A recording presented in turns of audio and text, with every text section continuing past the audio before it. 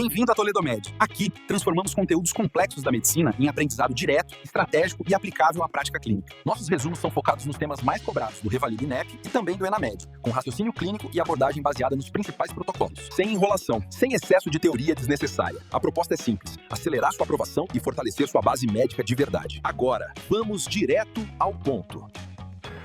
Hoje, na revisão estratégica da Toledo Med, a gente vai dissecar um daqueles temas que parecem super inofensivos no dia a dia do ambulatório: constipação intestinal. Só que, na hora da prova, seja no Revalida ou no ENAMED, é exatamente aí que a banca destrói a nota de quem estuda raso. O nosso papo hoje é sobre medicina de elite, tá? É raciocínio clínico milimetricamente focado na sua aprovação. Tem uma máxima na preparação de alto nível que diz exatamente isso: dominar o básico é a estratégia definitiva. O que parece simples é onde a prova monta as piores armadilhas. O candidato mediano costuma perder pontos preciosos em temas como esse justamente porque subestima o conteúdo. Mas o candidato de elite, bom, esse enxerga diferente. Hoje nós vamos blindar o seu conhecimento com estratégia pura. E vamos lá. Ponto 1. Conceitos de alto rendimento.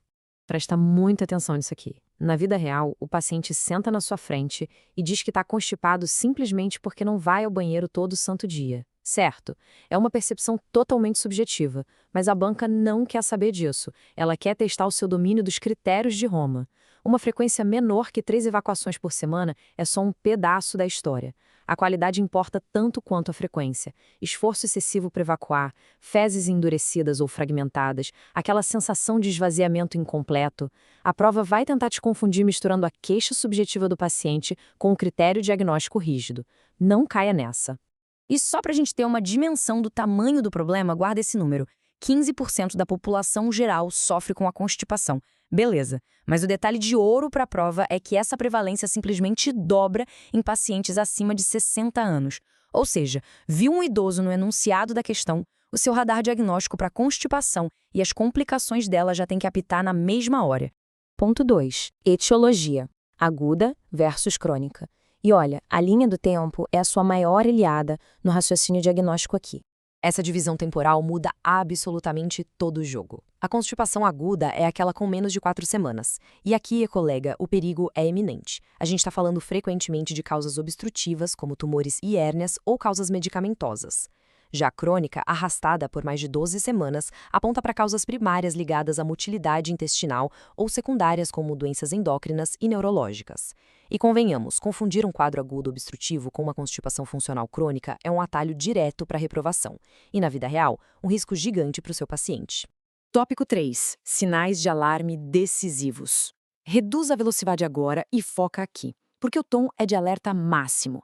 Se o quadro clínico apresentar qualquer um desses marcadores, a sua conduta muda da água para o vinho. Anemia sem explicação, perda de peso, hematoquisia, sangue oculto positivo, paciente com mais de 45 ou 50 anos, sinais de obstrução como distensão e vômitos ou história familiar de câncer coloretal. Identificar isso aqui é o que separa quem passa de quem fica pelo caminho. Bateu o olho num sinal de alarme, o caminho é colonoscopia e investigação pesada.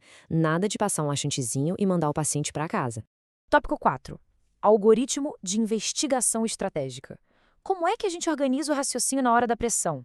O primeiro passo é o mais soberano na medicina: anamnese e exame físico. E futuros doutores, isso inclui obrigatoriamente o toque retal.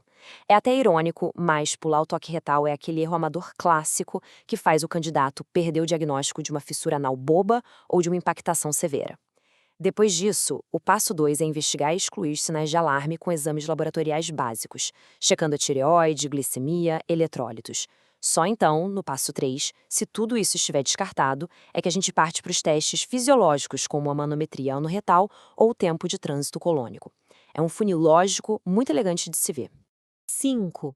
Terapêutica focada na prova, porque saber a farmacologia é excelente, mas entender como a banca cobra a pegadinha da contraindicação é o que garante a sua vaga. O nosso arsenal terapêutico exige tática. Os formadores de bolo fecal, como o Psyllium, são ótimos, de baixíssima absorção. Os osmóticos, tipo polietileno-glicol e a lactulose, também são opções super seguras. Os estimulantes, como o Bisacodyl, a gente reserva para casos agudos, constipação por opioides ou pacientes acamados. Agora, o foco absoluto da sua atenção tem que estar nos emolientes, o famoso óleo mineral, Doutor, nunca, sob nenhuma hipótese, você prescreve isso para um paciente com rebaixamento de consciência ou dispneico. O risco de aspiração causando uma pneumonia lipóidica é uma das armadilhas mais clássicas e mortais das provas. Tópico 6. Casos clínicos do Revalida. Chegou a hora da verdade. Vamos testar a nossa armadura no cenário de prova. Caso 1. Acompanhe o meu raciocínio. Uma senhora de 74 anos, internada com fratura de fêmur, tomando opioide forte. De repente, ela começa com uma diarreia líquida, distensão abdominal, e o raio-x mostra aquele sinal clássico de miolo de pão na topografia do cólon. Qual é o diagnóstico? Parece um paradoxo, né? O opioide trava o intestino, mas a paciente está com diarreia líquida. Como assim? E aí que está a sacada de mestre. O diagnóstico é impactação fecal. É a famosíssima diarreia paradoxal ou diarreia por transbordamento. O bolo fecal lá no meio está duro como pedra, totalmente impactado, mas o conteúdo líquido que vem de trás consegue escorrer pelas laterais dessa obstrução. Esse sinal de miolo de pão no raio-x é a assinatura inconfundível para você cravar a questão. Próximo desafio. Qual destas não é uma manifestação de uma crise tireotóxica? Temos fibrilação atrial, febre, psicose, icterícia e constipação intestinal. Olha a gastroenterologia salvando a sua vida na questão de endócrino. A alternativa incorreta é constipação intestinal. Pensa comigo, um excesso agudo de hormônio tireoidiano acelera intensamente todo o metabolismo e a motilidade colônica. O tempo de trânsito despenca, então o que você vai ver no paciente é diarreia e não constipação. Simples, rápido, mas derruba muita gente que não faz essa ponte. Caso 3. Direto ao ponto para testar aquela nossa regra de segurança máxima. Paciente de 78 anos com câncer de pulmão restrito ao leito, no catéter de oxigênio contínuo e recebendo morfina. Ele evolui com constipação severa. Qual é a melhor conduta? Adicionar bisacodil à prescrição ou deixar óleo mineral sob demanda? Sem nem pestanejar, a gente adiciona o bisacodil. Lembra do alerta vermelho que acendemos agora há pouco? Prescrever óleo mineral para um paciente acamado, oncológico e com falta de ar é assinar um atestado de pneumonia lipoídica por aspiração. O bisacodil vai atuar como estimulante e resolver essa lentidão que o opioide causou sem colocar o pulmão do paciente em risco. Último caso para elevar o sarrafo lá para o nível da cirurgia de alta complexidade. Um senhor diabético, de 75 anos, com uma história arrastada de dor abdominal em cólica. Do nada, ele abre um quadro de abdômen agudo obstrutivo. No raio-x, a gente vê distensão, níveis hidroaéreos e um achado peculiar, aerobília, ar na via biliar. Qual é o diagnóstico mais provável? Brilhante. O diagnóstico é ilho biliar. Olha o raciocínio fino aqui. Aquele cálculo da vesícula, que causava dor crônica, gerou uma inflamação forte o suficiente para criar uma fístula com o intestino. A pedra caiu no trânsito intestinal e foi entalar lá na frente, numa área de menor calibre, causando obstrução. E essa mesma fístula permitiu que o ar do intestino subisse para as vias biliares, a aerobilia. Isso é raciocínio de quem domina o corpo humano. E a gente fecha essa revisão estratégica com uma reflexão pesada para você levar para casa. Vamos deixar um conceito básico ser a nossa ruína? Ou vamos usar esses fundamentos para dominar até os cenários clínicos mais complexos? A medicina de alta performance, colega, começa no básico executado de forma excepcional. Dominar cada etapa é o que transforma a incerteza em aprovação. Parabéns pela dedicação até aqui.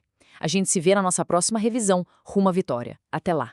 Se esse resumo te ajudou, já segue a Toledomed no Instagram ou Google Toledomed Score. Lá você encontra conteúdos diários e estratégias para o Revalida INEP e Enamed. Também conheça o nosso curso extensivo. As músicas, materiais complementares e todos os links citados estão aqui na descrição do vídeo. E claro, não esquece de deixar o like e aquele comentário maroto para fortalecer a comunidade médica que mais cresce no Brasil. Nos vemos na próxima aula.